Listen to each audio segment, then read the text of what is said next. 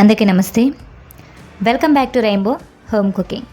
ఈరోజు చూపించిపోయే special recipe పీతల పులుసు. పీతల పులుసుని ఈ ప్రాసెస్లో కానీ చేశారంటే టేస్ట్ చాలా బాగా కుదురుతుంది. రెసిపీ కూడా ఈజీనండి. సింపుల్గా ఈ పీతల పులుసుని ఎలా చేసుకోవాలో చేసి చూపిస్తాను.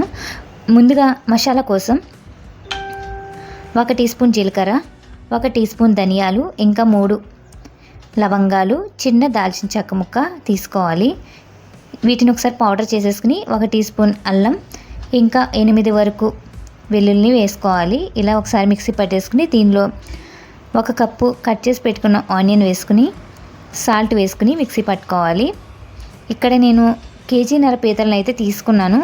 మీకు కొంచెం గ్రేవీ ఎక్కువగా కావాలంటే ఆనియన్ పెంచుకోండి. సాల్ట్ వేసుకుని ఈ విధంగా మిక్సీ పట్టేసుకోవాలి.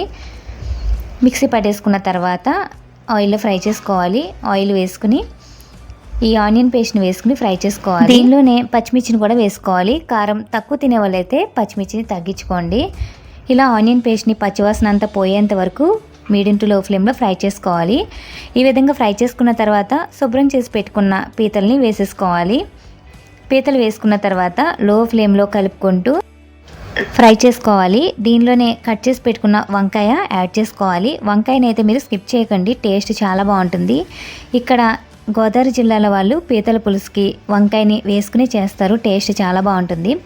ఈలోపు అవి ఫ్రై అయ్యేలోపు 5-6 కాడల చింతపండుని నానబెట్టుకుని వాటర్ తీసుకుని పక్కన ఉంచుకోవాలి. పులుపు మీరు చూసుకుని యాడ్ చేసుకోండి.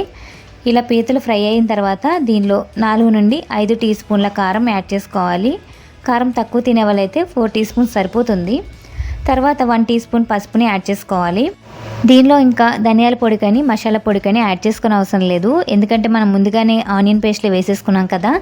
తర్వాత దీనిలో టేస్ట్కి సరిపడినంత సాల్ట్ వేసుకోవాలి. పులుపు కాబట్టి సాల్ట్ ఎక్కువగానే పడుతుంది, చూసుకుని యాడ్ చేసుకోండి. ఇంకా చివరిగా దీనిలో చింతపండు వాటర్ని కూడా యాడ్ చేసేసుకోవాలి.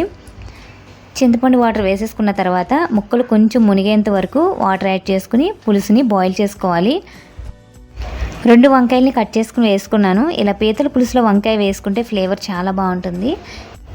పులుసు ఇలా బాయిల్ అవుతుండగానే దీనిలో కొత్తిమీర కూడా వేసుకుని బాయిల్ చేసుకోవాలి.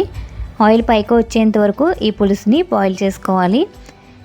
పులుసు ఇలా రెడీ అయిన తర్వాత చివరిగా కొంచెం కొత్తిమీర వేసుకుని స్టవ్ ఆఫ్ చేసుకుని దించేసుకోవాలి. ఈ పులుసులో కొత్తిమీర వేసుకుంటే టేస్ట్ చాలా బాగుంటుంది.